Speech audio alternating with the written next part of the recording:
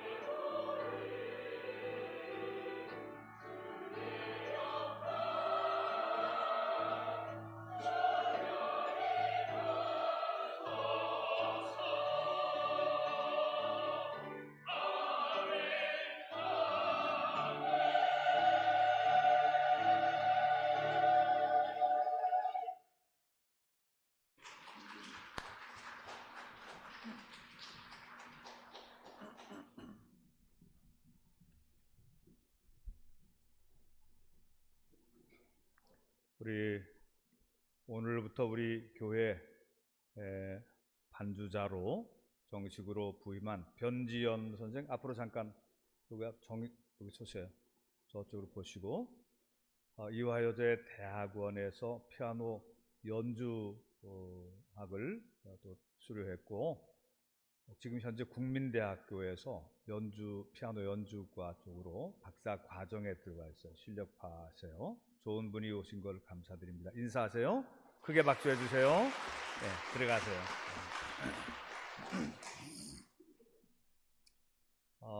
옆에 있는 분들하고 인사 좀 하세요. 네. 오늘 입춘인데, 입춘 대길이라고 그러잖아요. 하늘 2월 달에 하나님의 은혜가 여러분들 가정에 또 하는 일마다 풍성하게 임하시기를 축원합니다. 예.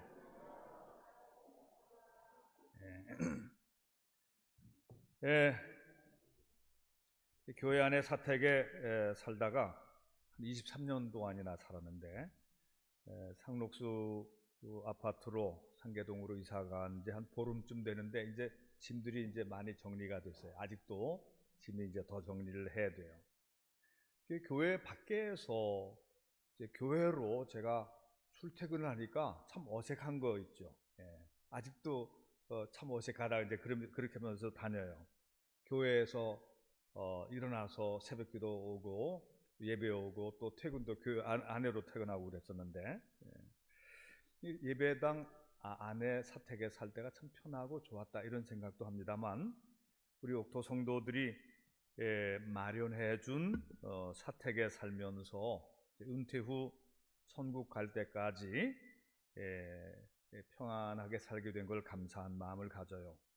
이제는 뭐 다시 이사할 이유는 없겠다 이런 생각을 하고요. 오래된 아파트니까 재건축한다 그러면은 이사를 해야 되겠지만 이사할 이유가 없을 것 같습니다. 우리 아내 이평숙 사모는 이제 여기서 천국 갈 때까지 사니까 다음 이사는 천국으로 이사하는 것밖에 없다 그렇게 얘기를 합니다.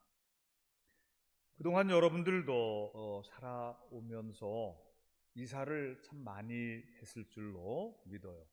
10번, 20번 이렇게 한 번도 있을 걸로 알아요. 그리고 지금 여러분들이 사는 곳도 또 영구히 살 곳이 아니기 때문에 다음 이사를 준비하는 분도 계실 겁니다. 저는 이제 이사를 하고서 묵상을 하다가 아브라함의 이사에 대해서 생각을 해봤어요. 아브라함의 이주 계속 이사를 다녔어요. 아브라함뿐만 아니라 이삭과 야곱도 이사를 참 많이 했습니다. 그런데 이제 그들의 이사는 그들이 유목민이었기 때문에 양떼 소떼를 거느리고 그 가축을 이제 거느리는 반유목민이라고 그러죠.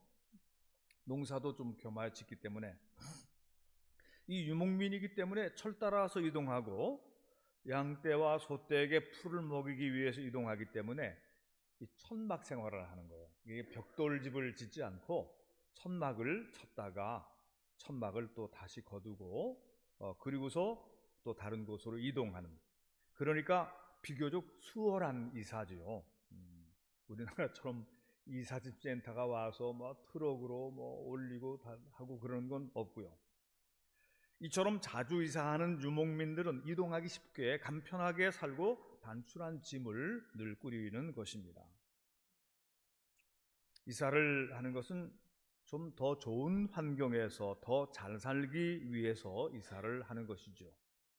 그러나 때로는 사업에 실패를 해서 또 살림이 어려워져서 지금까지 살던 집을 비워주고 더 좁고 낡은 변두리 그 환경이 나쁜 쪽으로 쫓겨나오듯이 하는 이사도 있어요.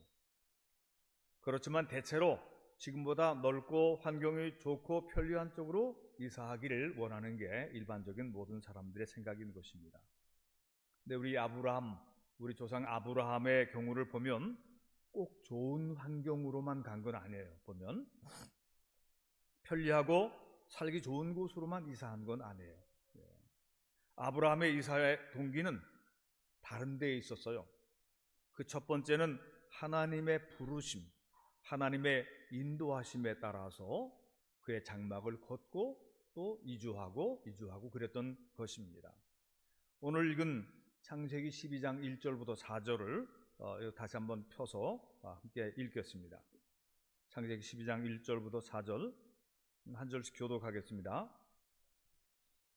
여호와께서 아브라함에게 이르시되 너는 너의 고향과 친척과 아버지의 집을 떠나 내가 네게 보여줄 땅으로 가라.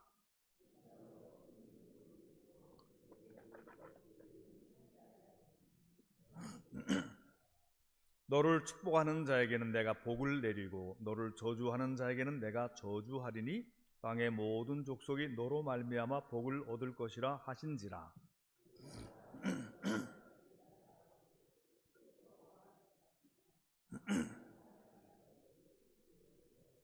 아멘. 아브라함은 생명의 근원이며 축복의 근원이신 하나님의 음성을 따라서 하나님이 지시하실 땅으로 나아가게 된 것입니다. 아브라함이 출발한 이 하란이라고 하는 곳은 유프라테스 강과 티그리스 강의 중상류 지역의 큰 도시, 거점 도시입니다. 원래 이 사람들의 가족은 갈대아 우르에 살고 있었어요. 이 갈대아 우르라고 하는 것은 오늘날의 이라크 혹은 바레인 그런 지역이죠. 그런 지역에 살고 있었던 것이죠. 나일강, 그 유프라테스 티그리스 강의 그 문명의 중심 도시가 바로 갈대아 우르였던 것입니다. 그런데 이제 거기서 하란으로 올라와서 한동안 살다가 아브라함의 아버지 데라가 세상을 떠난 후에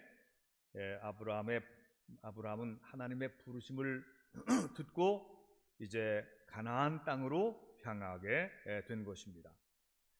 그래서 가나안 땅의 세겜 지역으로 들어왔을 때에 하나님께서 아브라함에게 나타나셔서 이 주위의 모든 땅을 보라. 내가 너에게 이 땅을 너와 내 후손에게 영원히 주리라. 이렇게 말씀을 하셨어요. 아브라함은 자기에게 나타나신 하나님 앞에 제단을 쌓고 여호와의 이름을 불렀더라 그랬습니다. 아브라함은 어디를 가든지 하나님께 제단을 쌓고 예배를 드리는 생활을 그치지 않았습니다. 사랑하는 성도 여러분들도 여러분이 살고 있는 현재 집에 제단을 쌓기를 바랍니다. 물론 주일마다 예배드리러 예배당, 성전으로 여러분들이 나와야 하겠지만 여러분들의 집의 거실 한 중앙이나 방 한 곳에 구별한 곳을 두어요. 거기다가 성경책을 펴놓고 십자가를 세우고 여러분들의 성경책도 이렇게 거기다 놓고 주보도 놓고 그리고 거기서 가끔씩 잠깐씩 기도를 하시고 성경도 거기서 펴서 읽으시길 바랍니다. 여러분 집안에 텔레비전만 큰 거 가득 차 있고 다른 옷, 그림 이런 것들만 다 있고 집안에 성소가 없으면 여러분이 다시 한번 생각을 해봐야 됩니다. 여러분들이 집 안에 기도처가 있어야 되는 것입니다. 방송 놓고 거기에 기도하는 곳이 있어야 되는 것입니다. 창세기 13장에 보면 그때까지 함께 동행하던 아브라함의 조카 롯, 아브라함의 조카 롯은 그 아버지가 아브라함의 그 형제였는데 일찍 죽었어요. 그래서 그 조카를 자식처럼 데리고 다녔어요. 근데 이제 조카도 어른이 되고 조카도 같은 그 가축대를 키우니까 아브라함의 가축대가 많고 조카 롯의 가축대도 많고 그러니까 이렇게 큰 떼가 움직여 다니다 보니까 가축대가 마실 물과 또 먹을 풀이 좀 모자라게 됐단 말이죠. 그래서 아브라함의 목자들과 롯의 목자들 사이에 다툼이 일어났어요. 근데 애들 싸움에 어른들이 그 의가 상하는 경우도 있잖아요. 아브라함이 조카 롯을 부릅니다. 너하고 나하고는 골육지친이 아니냐. 그러니까 네 목자들하고 내 목자들하고 싸우는 거 이런 것으로 인해서 의가 상하면 안 되니까 우리가 떼가 크니까 또 지역은 넓고 그러니까 우리 떼를 분리하자. 그렇게 해서 이제 내 떼가 오른쪽으로 가면 우리 떼는 왼쪽으로 가마. 내 떼가 왼쪽으로 가면 우리 쪽은 오른쪽으로 가마. 이렇게 해서 이제 목초지와 또 물 이런 것을 따라서 이제 분리하기로 이제 한 것입니다. 그러면서 아브라함은 네가 먼저 선택해라. 네가 우하면 내가 좌하고 내가 좌하면 내가 우하리라. 그랬더니 그 조카 롯이 아무래도 어른이 먼저 선택하도록 해야 되는 건데 자기가 먼저 선택을 했어요. 누가 봐도 더 좋은 환경이 있잖아요. 당시에는 소돔과 고모라가 멸망하기 전이었기 때문에 요단 하류 그 소돔과 고모라 소알 이런 지역이 물이 풍부하고 또 목초가 풍성해서 거기가 좋았어요. 에덴 동산 같았다 그랬어요. 아브라함의 조카 롯이 그쪽을 삼손 제가 이쪽을 가겠습니다. 그리고 갔어요. 아브라함은 훨씬 더 좋은 환경을 조카 롯에게 먼저 선택하게 해주고 그리고 그 땅에 남았어요. 아브라함은 더 남쪽으로 내려오게 되는 것입니다. 창세기 13장을 한번 펴보세요.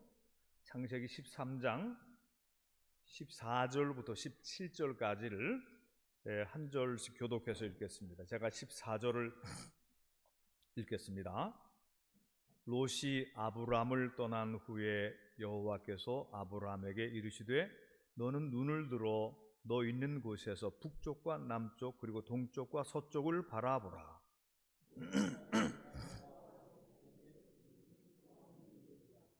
내가 네 자손이 땅에 티끌 같게 하리니 사람이 땅에 티끌을 능히 셀 수 있을진데 네 자손도 세리라.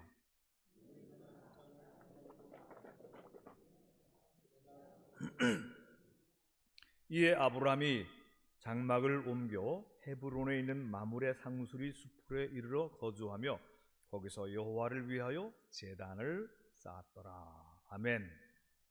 아브람은 자기 이익과 유익을 따라 땅을 쟁취하려고 하지 않았고 오로지 하나님의 지시하심과 인도하심을 따라서 가는 곳마다 제단을 쌓고 여호와의 이름을 부르며 하나님과 동행하는 삶을 살았던 것입니다.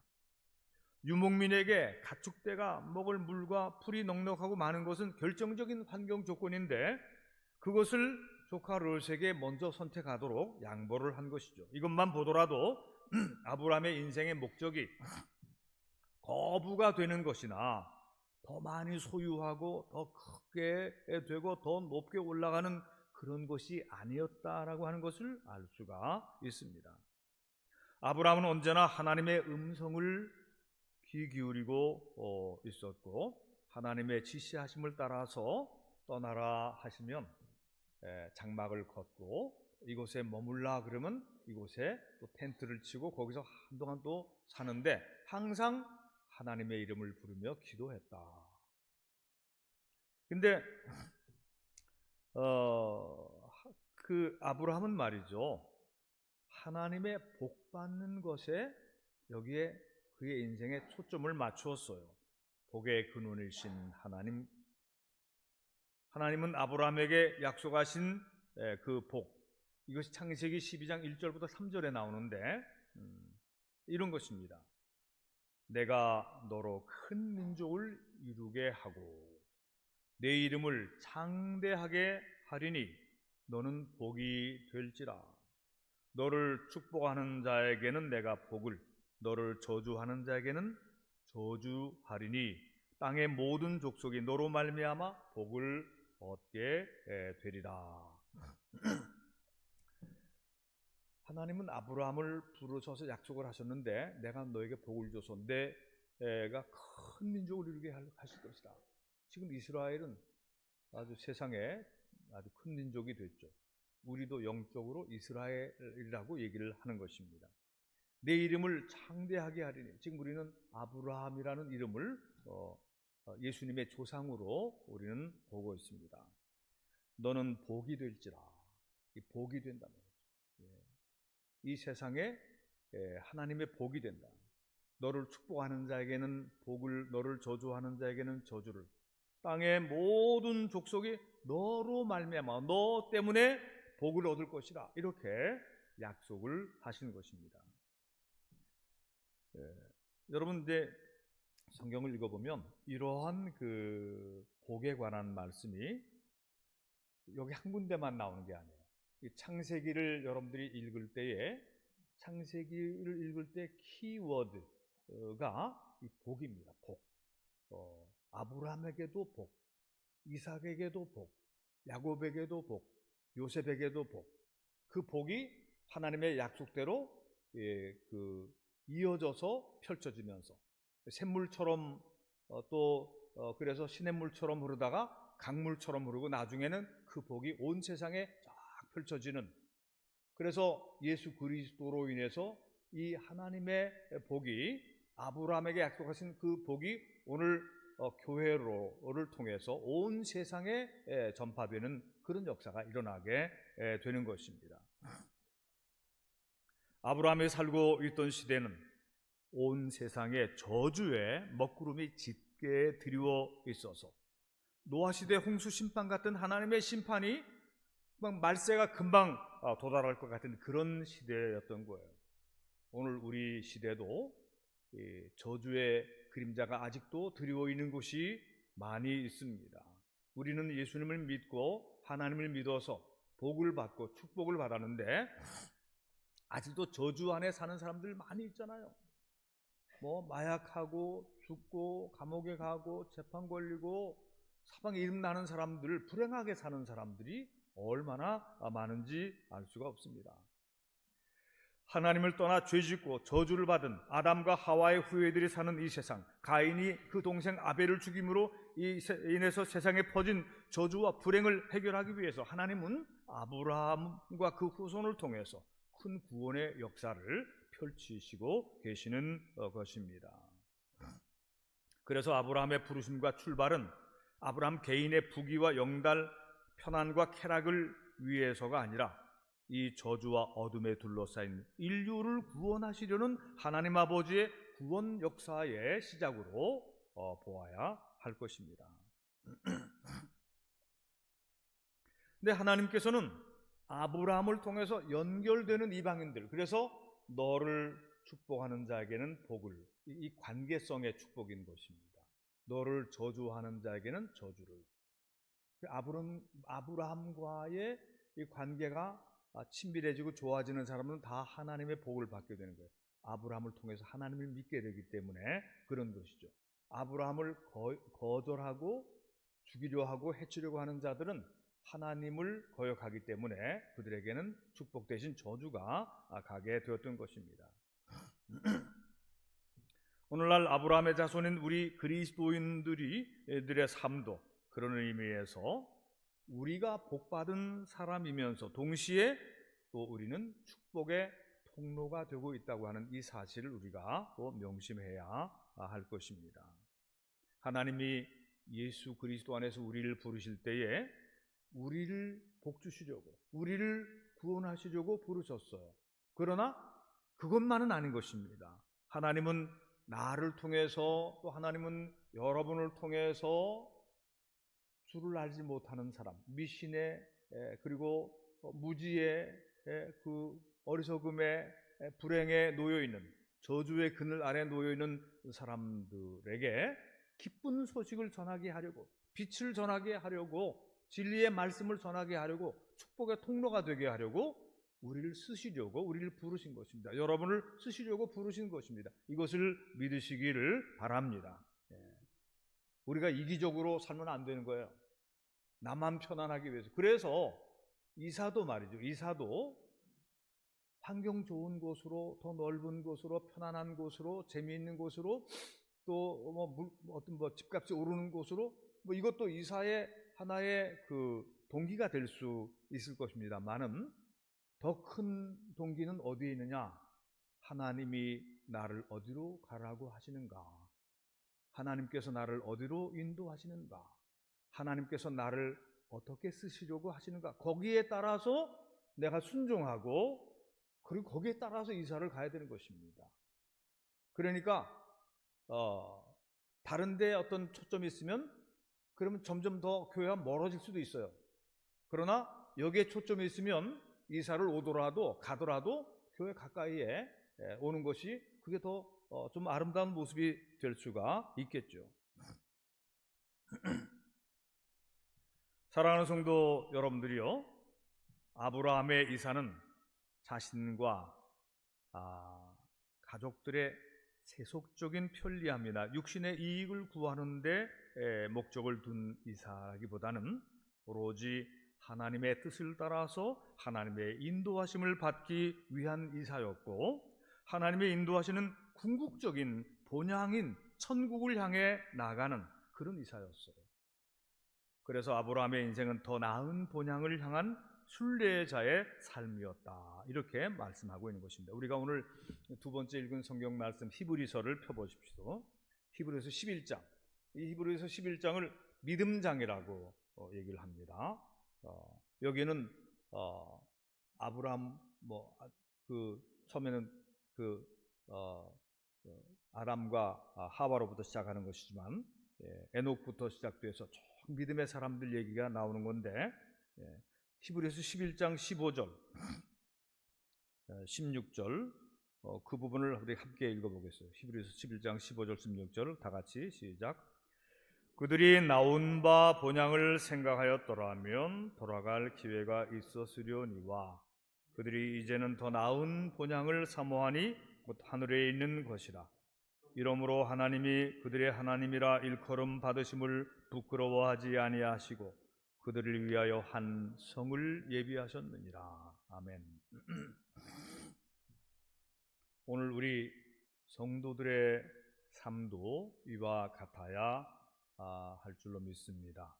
어디를 가든지 하나님 중심의 삶을 살아야 합니다.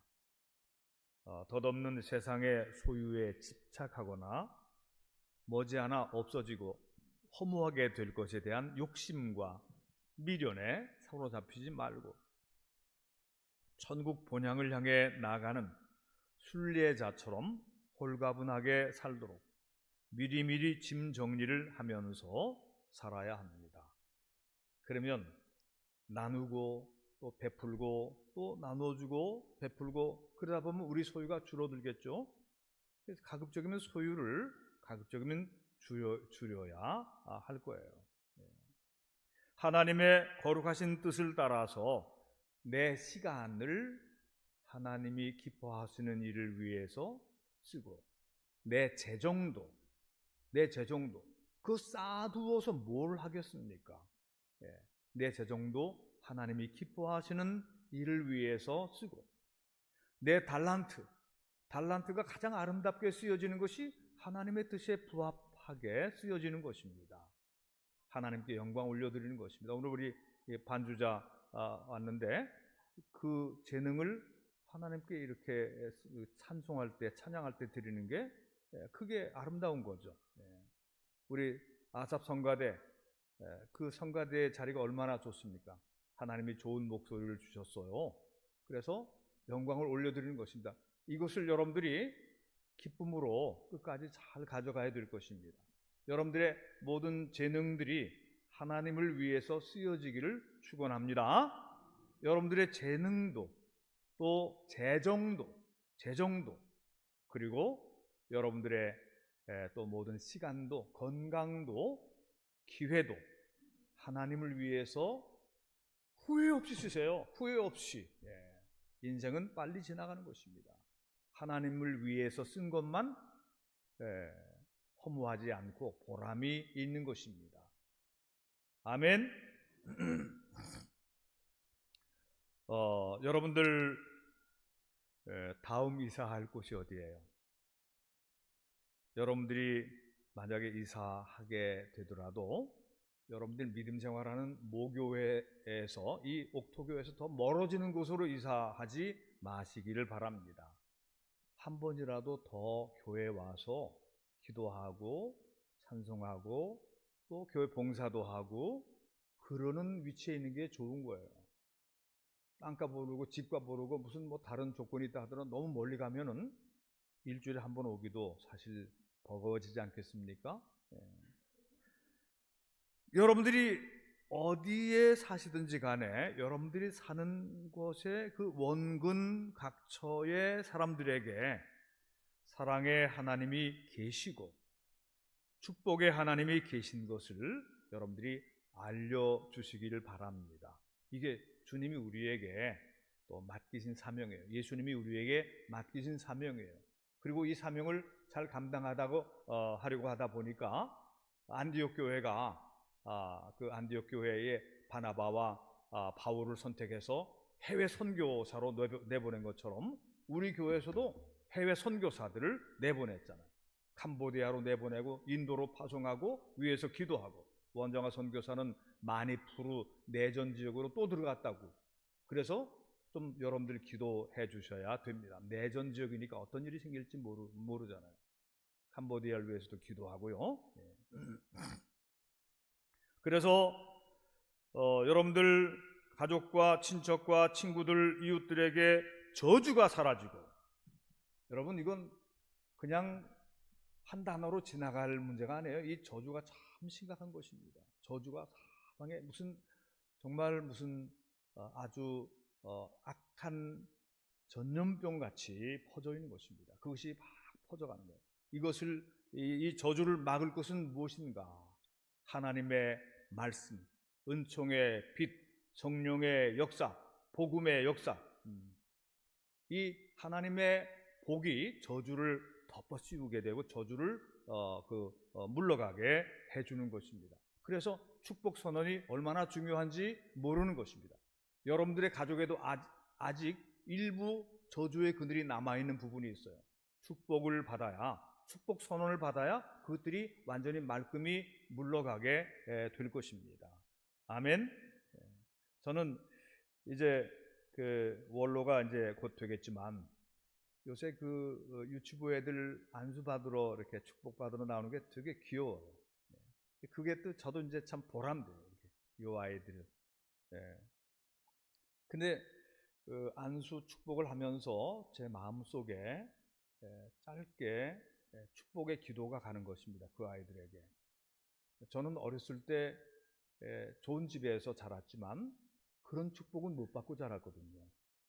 제가 중고등학교 청년도 이렇게 되면서 또 이제 많이 잘 배우고 은혜 가운데 진리 말씀 가운데 그래서 오늘 이렇게 여러분 앞에 목사로 서고 영적 지도자가 되어 있지만, 내가 어렸을 때부터 그렇게 축복받으며 자랐으면 내가 또 얼마나 더 큰 사역자가 됐을까, 이런 생각을 제가 가끔 해봅니다. 그래서 지금 저한테 안수받는 애들 나중에 큰 사람들 될 겁니다.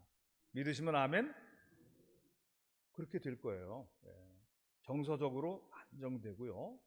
그 축복이 어디로 갑니까?